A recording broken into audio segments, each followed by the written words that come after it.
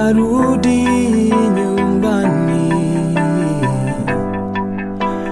I'm going home.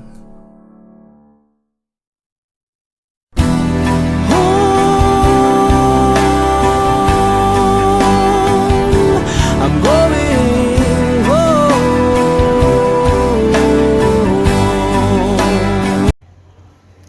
Hey, what's up everybody? Welcome to Home Healing of My Emotions by Hadassah, where we fix what home broke and we believe that healing is possible. On today's episode, we'll be talking about how soul wounds manifest themselves.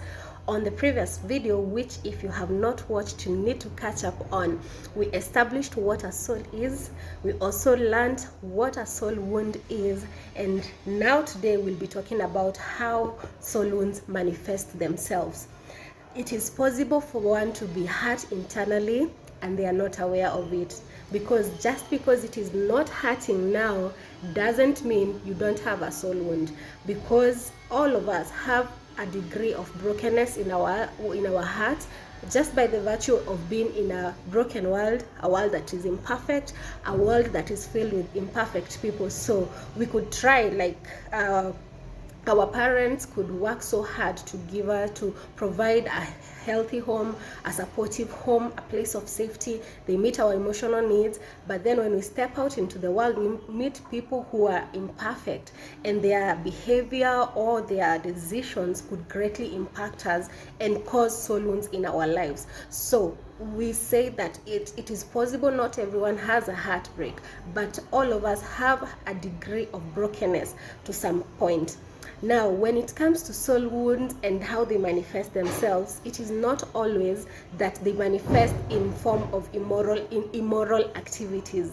Not every person who is maybe hopping from one relationship to the other, sleeping around, or deep into alcoholism and substance abuse, that is not the only way that you can establish that there could be a problem. That is an indication of an underlying issue. Not always. Sometimes we have very principled people. They are principled, they live by their principles, they happen to have to succeed in what they do.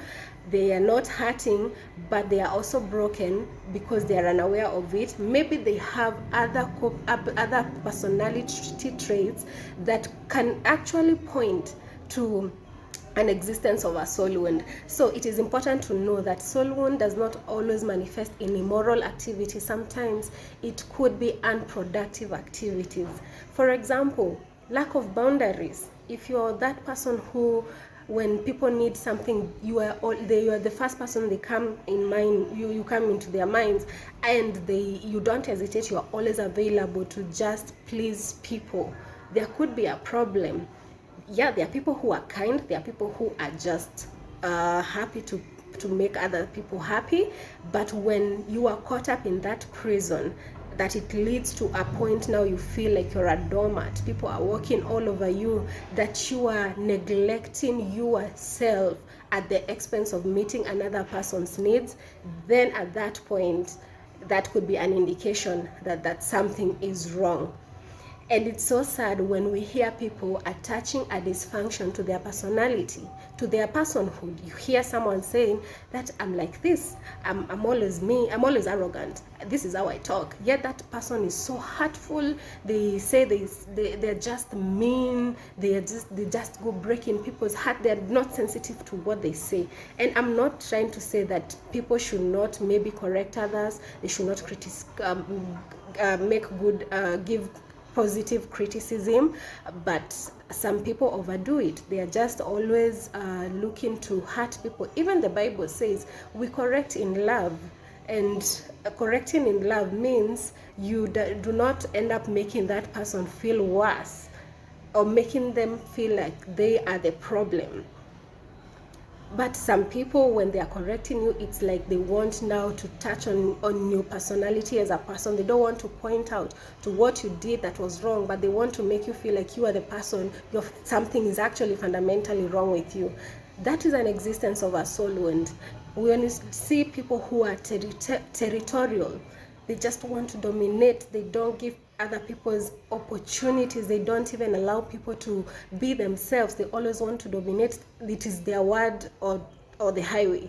It cannot be either way. That is an indication that something in the heart, the condition of the heart, has been affected. Something happened to that person that formed and shaped how they see people and how they behave and how they treat other people. Hypersensitivity, there are people who are so emotionally tender that the smallest of critique, it's like you have unraveled everything in their lives. It's like their world is coming to an end. Messianic complex, people who think that they were born to save the world. Yeah, you are rushing out to help other people, yet you cannot help yourself. And actually, God has not called us to do everything in this world. He has called us to play our part in the thing that is happening in the world. And someone who carries a messianic complex is someone who feels the need to please people, to save people. They don't want people to suffer, and that is such too heavy of a burden to be carried by a single person. So whenever someone attaches a dysfunction to their personhood, they are misrepresenting themselves. This is a lie from the enemy where he convinces us that this is who you have been and this is who you always be. That is not the truth. Because if we looked at the story of Gideon is an example of a person who had a soul wound. He's someone whose heart condition was bleeding. It was not healthy. It was not stable. God is calling him out to go and face the Midianites. But Gideon is here trying to tell the very same person who has called him to go do it, because God does not care about your weaknesses. He can use anything. Gideon is here trying to debate with God and telling him, I come from a poor family. Our clan is the least of them all. He was projecting his insecurities. And this is what God says. God tells him to go and use the strength that he has. And actually, God was calling him great hero. So how we have been does not necessarily mean that is who we are. And so I pray that we are going to identify and establish some of the personality traits that are self-sabotaging, some that are unproductive, or some which are immoral, that we are doing as an escapism. And what that means is that we spend years dealing with a fruit when we could just spend one time of dealing with the root. So we can realize, like, you went through some traumatic events, your home was not so loving, you were broken in a home, and then the personality traits that you picked along the way and you made them become yourself, now you even think that is how God sees you. That is not how God sees you, because God sees someone who is whole. God sees someone who is complete, someone who has a purpose when we're in this world. And past behavior is not always predictive of future behavior. I know people change. God has changed me. God has changed me. And I know that people change. People can decide to take responsibility of their healing, because what happened to us, what happened to you, is not your fault. Okay, you cannot be blamed to what people did. You cannot be blamed for what life did to you. But you can take responsibility and refuse to be held in the prison of bad personality traits that are counterproductive, that are self-sabotaging, that are derailing you, that are making you feel like you're stagnant, that you don't have a sense of direction. It is possible, because who we have been does not mean that is who we'll always be. I remember when beginning of 2020, I met a mentor who has been working with me, who taught me a lot of things. And I enrolled for one session, and during that session we did an exercise where we were trying to look at some of emotional needs that every child is supposed to be filled with as they are growing up, so that they can form the resilience and the inner stability to face challenges even out here, so that they don't work so hard to look for the thing that was not met at our homes. And the exercise entailed having a mug. We drew a mug, more or less like a cup, and then there were 10 emotional important needs for every child to be given, and we were just asked to look back and think about our childhood, think about our the people who raised us. How did they take care of us emotionally? Did they meet some of these needs? And if a need was met, then we were drawing to a certain degree where that need was met. And if that need was met fully, then would draw the mark at the top of the mug. And if the need was not met, then we would leave it like that. Because to be honest, if you are not given let's say acceptance as an emotional need, then you are not given. You had to be honest when we are carrying out that exercise. And I'd like us to also do that exercise by ourselves, just reflecting back and looking at our childhood and our upbringing, and see what is that, where are the holes, where can I pick the bleeding, and then we are able to move now past that. I know that these things, I know that the hurt that already took place, it cannot be undone.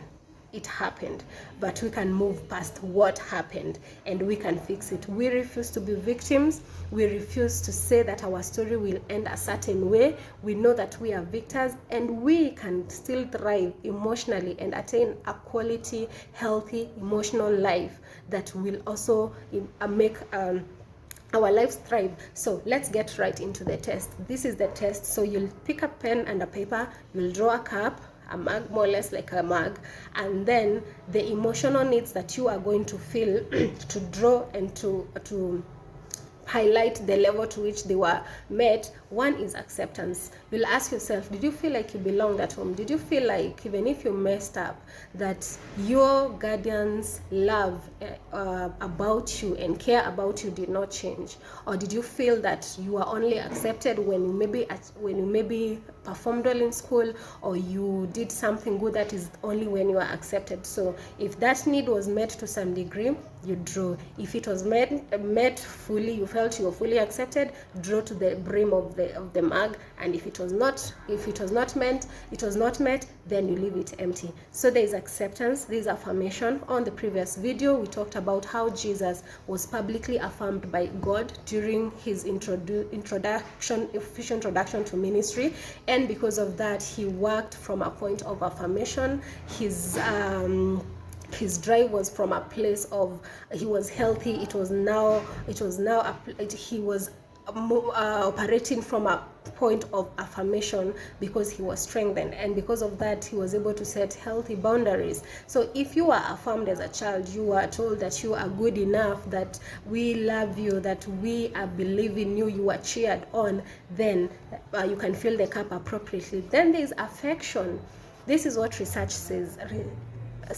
It shows that every child, especially the infants and the toddlers, they require at least 8 hugs or touch in a day for them to feel like they feel the people who are taking care of them are affectionate for them. So did you get affection, especially for the guys especially the men? Did you ever feel like you felt affection from your parents? Did you ever get a hug? Did you ever feel like, did you get the touch, the encouragement, the feeling of, yes, you belong here? And appreciation. Whenever you did something, did you feel like your guardians, I'm shying away from using parents, because not all of us were brought up by both parents. Some were brought up by other people, but point is, the person who raised you, did they appreciate you enough? Did you think that your efforts were recognized? And and people were happy because of what you did. Encouragement. Were you pushed to do things? Did you feel like you were encouraged to do something and you had full support from your guardians? Respect. Did you ever feel like you were respected? Was your space always infringed? Like, I know people who complain that when they had phones at a young age, their parents would just even go through their diaries. Did you ever feel like you were respected by your parents as a child? Security. Did your parents provide security, support, attention, and comfort when things went haywire? Wherever you are, maybe school, do you feel like you were comforted when things did not go your way? Maybe you did not pass exams. Were you just being condemned and made to feel like you are the worst person in this world? So those are 10 emotional needs, very important emotional needs that every child is supposed to be given. And I know not all parents were able to fully meet those needs. And so what I'd encourage you to do as you are taking that exercise is to be authentic, to be raw, to be truthful, to be so honest with yourself. Yeah, because God cannot heal what you don't reveal. You have to be real with yourself. You have to be raw and get in touch with those with your childhood. You'll have to dig deep. And I can tell you, this is not a good exercise. It will conjure up emotions. It will bring out different emotions. But that there is a very important point to begin, because you now are fighting something that you know.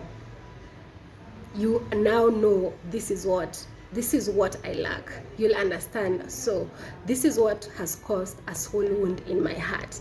And from that point, we are going to establish how we can get over what happened to us and start a healthy journey and make peace with our past, and above all, use that past to be a stepping stone to our growth. So on the next episode, we'll be talking about how to heal the soul wounds. And until next time, bye bye, shalom, God bless you. Please support this channel by subscribing, liking, and sharing with other people, so that many people may be reached with this content and they may also attain their healing, their emotional healing.